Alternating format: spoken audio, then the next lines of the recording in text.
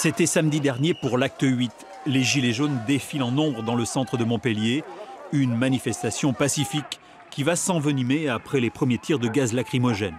Les casseurs entrent en action. Alors pour l'acte 9 de ce mouvement social, la ville de Montpellier se prépare. Dans les rues de l'Écusson, on fait le ménage. On retire tout ce qui pourrait être utilisé comme projectile. On ramasse tout, hein. Et on laisse rien traîner. Il faut tout ce qui est palette, tout ce qui est encombrant, tout ce qui est au cœur de la ville, quoi.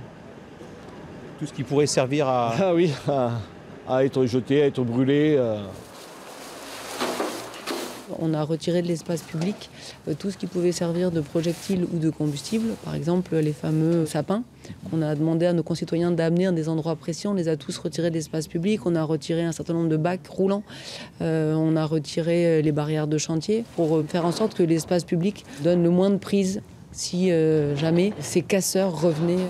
Comment concilier l'espace public avec la liberté de manifester? 2 manifestations ont été déclarées en préfecture, celle des femmes et des motards, mais de nouveaux débordements, comme la semaine dernière, sont bien à craindre.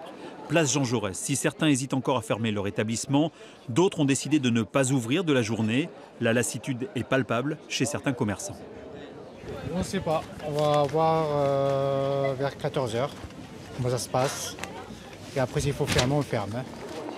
Beaucoup aimeraient que cet acte 9 du mouvement des Gilets jaunes se passe sans heurts, mais la durée du conflit et la radicalisation de certains manifestants excédés ne sont pas pour assurer.